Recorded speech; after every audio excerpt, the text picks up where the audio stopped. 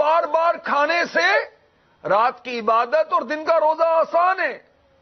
اس کے بعد آپ نماز میں مشغول ہو جاتے. تو جو دنیا کے اندر نماز، عبادات، ریاضات، حج، زکوٰۃ، اس کے اندر جو مشقت ہے، جو تکلیف ہے نفس کو، یہ آسان ہے. جہنم کے عذابات تو سہنا کسی کے بس کا روگ نہیں ہے نا. اللہ کی پناہ. میرے آقا صلی اللہ تعالی علیہ وسلم نے ارشاد فرمایا، جس نے ریشمی لباس پہنا اللہ تعالیٰ اسے پورے ایک دن آگ کا لباس پہنائے گا، جو تمہارے دنوں جیسا نہ ہوگا بلکہ اللہ عز و جل کے ایام بہت طویل ہیں. جہنمیوں کا لباس جو ہے، اس کا قرآن پاک میں سورہ ابراہیم میں بھی ذکر ہے. سرابیلہم من قطران وتغشا وجوہہم النار. ان مجرموں کے کرتے رال کے ہوں گے، ان کے چہرے آگ ڈھانپ لے گی. تو قیامت کے دن کافروں کے کرتے کالے رنگ کے ہوں گے، بدبودار تار کول کے ہوں گے. ڈامر ہوتی ہے نا تار کول، جس سے سڑکیں بنائی جاتی ہیں پتھر کے ساتھ کالا کالا ملا کر، یہ تار کول ہے. اس سے آگ کے شعلے اور زیادہ تیز ہو جائیں گے. اور تفسیر بیضاوی میں ہے کہ جہنمیوں کے بدنوں پر رال جو ہے لیپ کر دی جائے گی، کرتے کی طرح ہو جائے گی. اس کی سوزش، اس کے رنگ کی وحشت اور بدبو سے جہنمی تکلیف پائیں گے. اور ان کے چہرے آگ کو، ان کے چہروں کو آگ ڈھانپ لے گی. اللہ کی پناہ، اللہ کی پناہ. حضرت سیدنا جبریل امی علیہ السلام نے بارگاہ رسالت میں حاضر ہو کر عرض کیا، رسول اللہ صلی اللہ تعالی علیہ وسلم، اس ذات کی قسم جس نے آپ کو نبی برحق بنا کر بھیجا، اگر جہنمیوں کا ایک کپڑا زمین اور آسمان کے درمیان لٹکا دیا جائے تو سارے زمین والے موت کے گھاٹ اتر جائیں. اب جس نے یہ لباس جہنم میں پہنا ہوگا اس کا حال کیا ہوگا؟ اللہ کی پناہ. یا اللہ، تیرے غضب سے ہم تیری پناہ مانگتے.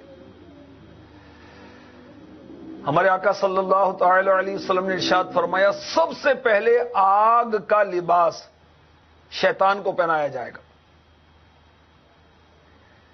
جسے اپنے ابروں پر لٹکائے اپنے پیچھے گھسٹتا ہوا کہہ رہا ہوگا، ہائے موت، ہائے موت. شیطان یہ کہہ رہا ہوگا.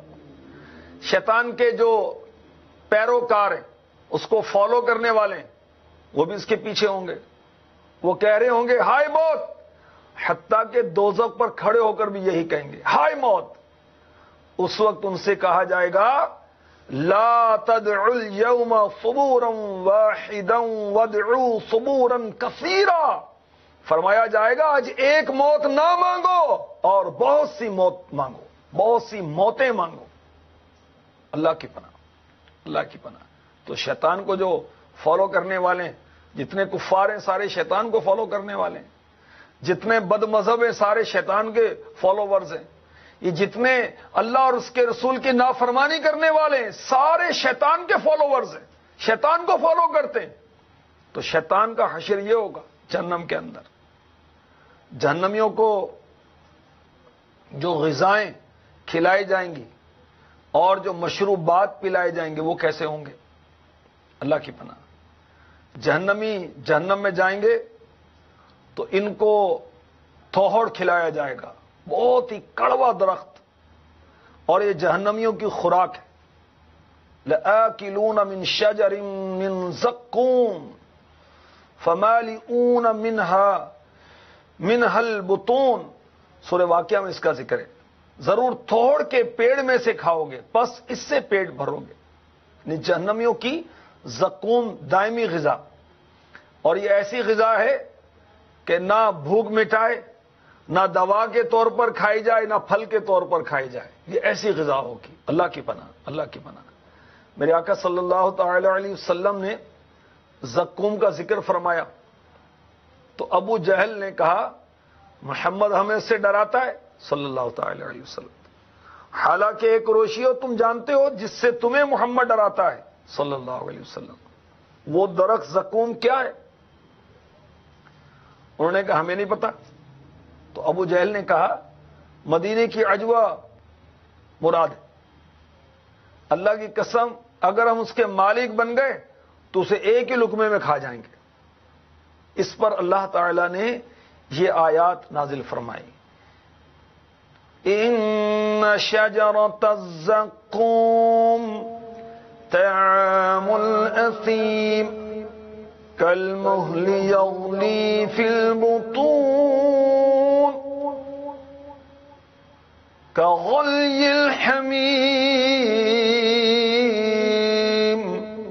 بے شک توڑ کا پیڑ گناہ گاروں کی خوراک ہے، گلے میں تانبے کی طرح پیٹوں میں جوش مارتا ہے جیسے کھولتا پانی جوش مارے۔ یہ سورہ دخان پارہ 25 آیت نمبر 43 سے 46 میں نے آپ کو پڑھ کر سنائی، اور پارہ 15 سورہ بنی اسرائیل کی آیت نمبر 60 میں ارشاد ہوتا ہے،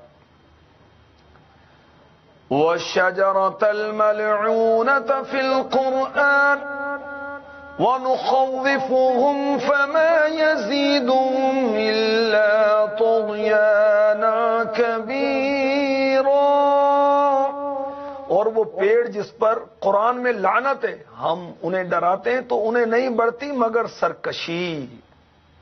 یہ جو درخت زقوم جہنم میں پیدا ہوتا ہے اور اس کو آزمائش بنایا گیا۔ ابو جہل نے کہا محمد مصطفیٰ صلی اللہ تعالی علیہ وسلم تم کو جہنم کی آگ سے ڈراتے ہیں، وہ پتھروں کو جلا دے گی، پھر یہ بھی فرماتے ہیں اس میں درخت اگیں گے، آگ میں درخت کیسے اگ سکتے ہیں؟ یہ اس نے اعتراض کیا کیونکہ وہ بدبخت اللہ تعالی کی قدرت سے غافل و جاہل تھا، ہے یہ ابو جہل۔ تو اس کو کیا معلوم کہ اللہ تبارک و تعالی کے لیے آگ میں درخت پیدا کرنا کچھ مشکل نہیں ہے، کچھ بعید نہیں ہے۔ سمندل ایک کیڑا ہے، یہ کیڑا کہاں پیدا ہوتا ہے پتہ ہے؟ آگ میں پیدا ہوتا ہے۔ اور مفتی نعیم الدین مراد آبادی رحمۃ اللہ تعالی علیہ نے خزائن العرفان میں لکھا ہے کہ بلاد ترک میں، غالباً ترکی مراد ہوگی اس سے ملک، اس کے اون کی تولیاں بنائی جاتی ہیں۔ یہ کیڑا جو پیدا ہوتا ہے اس کے اندر آگ کے اندر پیدا ہوتا ہے، اور جب یہ تولیہ وغیرہ جو ہے میلی ہو جاتی، آگ میں ڈال کر اس کو صاف کر لیا جاتا ہے، وہ جلتا نہیں۔ شتر مرغ جو اونٹ جیسا مرغا ہوتا ہے یہ انگارے کھا جاتا ہے، اللہ کی قدرت ہے، اللہ تعالیٰ جو چاہے کرے۔ دیکھیں انگارے کھا جاتا ہے، مرتا نہیں۔ تو اللہ تبارک و تعالیٰ اپنی قدرت سے آگ کے اندر درخت پیدا فرمائے گا۔ اللہ تعالیٰ ہمیں اس سے بچائے اور اپنے کرم سے داخل جنت فرمائے۔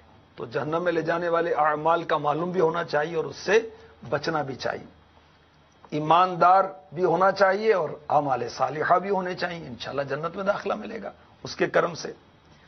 جہنم میں لے جانے والے کاموں میں سے ایک کام عرض کرتا ہوں، جو بھی اس میں مبتلا ہیں اللہ کرے سنیں اور سچی توبہ کریں۔ جوا یہ جہنم میں لے جانے والا کام، صورتیں اس کی بہت زیادہ ہیں۔ اس کی آمدنی حرام، جوا گناہ کبیرہ جہنم میں لے جانے والا کام۔ اس کی ممانت قرآن میں بھی ہے، حدیث میں بھی ہے۔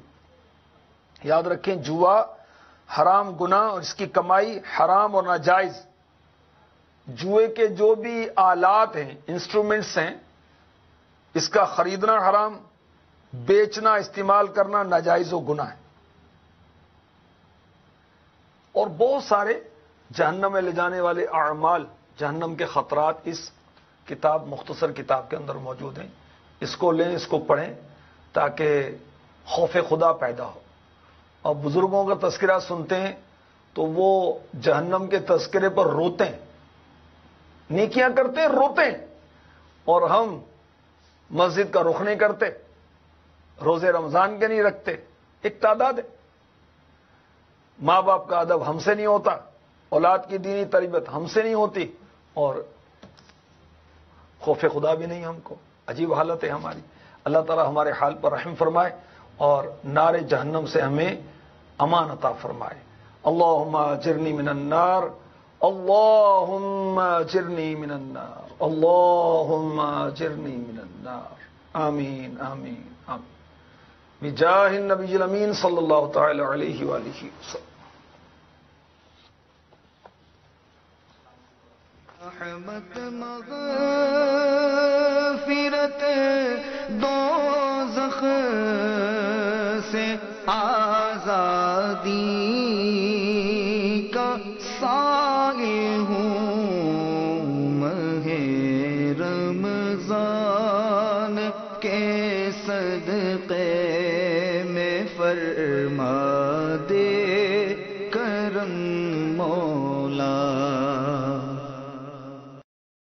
آئیے سلسلہ دارالافتاء اہل سنت دیکھیے، مگر ٹھہریے، پہلے اچھی اچھی نیتیں فرما لیجئے تاکہ ثواب بھی ملے. فرمان مصطفیٰ صلی اللہ تعالی علیہ وآلہ وسلم، نیت المؤمن خیر من عملی، مومن کی نیت اس کے عمل سے بہتر ہے اللہ عز و جل کی رضا پانے اور ثواب کمانے کی غرض سے. سلسلہ دیکھنے سے پہلے اچھی اچھی نیتیں فرما لیجئے. اللہ عز و جل کی رضا کی خاطر علم دین حاصل کروں گا،